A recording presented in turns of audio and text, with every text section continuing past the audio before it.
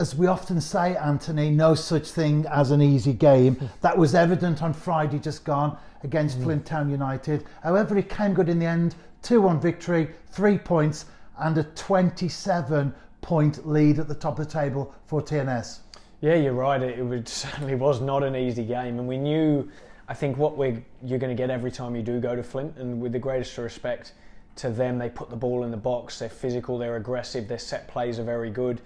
They were putting a lot of corners in, a lot of wide free kicks, a lot of long throws into the box, and I thought we dealt with it and defended outstandingly well. And I think when you're a team who's in the position that we're in at the moment, you're there to be shot at, and you have to win a game in different ways. And I was so proud of the players, that first half display, because we weren't dominant. We couldn't pass the ball because of the pitch. The pitch was very bad. We weren't able to do that. So we had to find another way. And Flint, like we said, are very good with that, getting the ball in your box, and very good from set plays, and got a lot of good physical presence. We had a makeshift back four. We're missing John Routledge, Danny Redmond, Blaine Hudson, arguably probably three of our better players this season.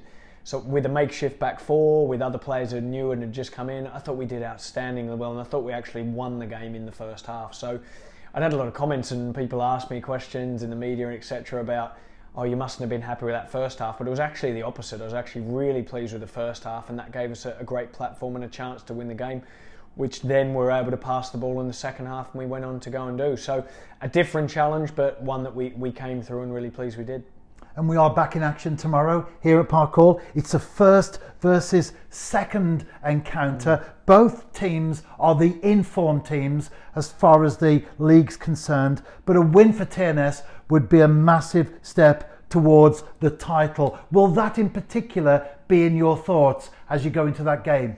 Yeah, certainly not. No, it hasn't been all through the season. It's been concentrating on the next game, getting the performances right, and making sure now that we finish this period strong, regardless of where we are in the points, etc. So it doesn't give us any more motivation. We're motivated for every game, and there's absolutely no doubt about that. And you could tell that by, not to go back to it again, but by the performance that we had on the weekend. It was as if we were 1 or 2 points behind, not the 21 points in front like we were leading into that game. So no, it won't change our thinking. But yeah, look, Bala are on a good run of form. I think it's 9 games unbeaten for them. I think we beat them, I think it was 4-1 in the away game, and then from then they haven't lost a game in the league. So I think that's really important, including the cup games they've had as well. That's important to mention, that they are a good side. They've got a lot of good players in that team. I thought eventually they would pick up form, and they have done. And yeah, it's going to be a tough game. When we played them here last time, they deserved to win the game.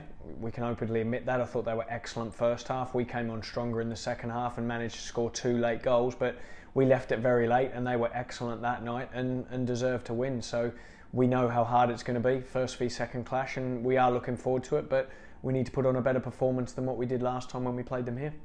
And from Friday to Tuesday, that's a quick turnaround. How does that affect the preparations? Yeah, I mean, look, it is a quicker turnaround. You don't get as much prep or training time, but sometimes I think the players like that, especially if you win in the last game, because then the momentum carries on and carries forward. So very lively in training today, and enjoyed it, the players, and yeah, looking forward to the game tomorrow, so we'll be ready to go.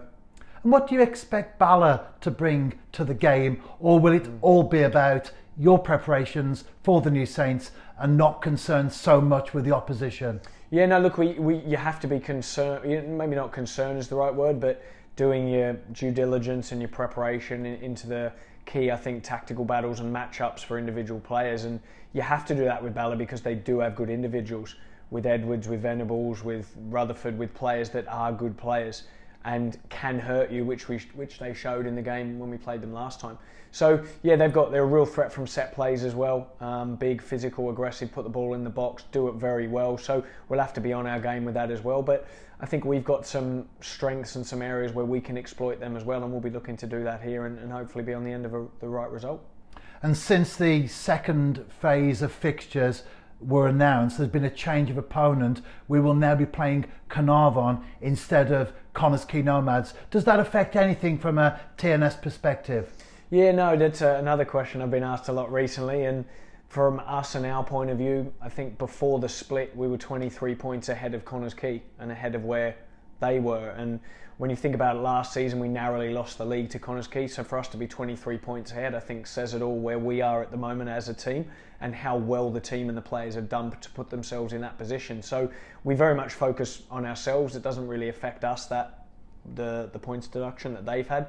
And that's probably all I'd say on it. I think that we're in the good position that we're in because of the hard work that we've done, and when we're that far ahead, then that doesn't affect us. So we're concentrating on what we're doing. We've had some difficult games, some tight games. I think it's always a tough place to go, Carnarvon away from home with the pitch and the way they play there. So that'll be another difficult one there, but we're looking forward to that. And we had a good game there last time actually and played quite well. So we'd look forward to going there and hopefully putting on a good performance.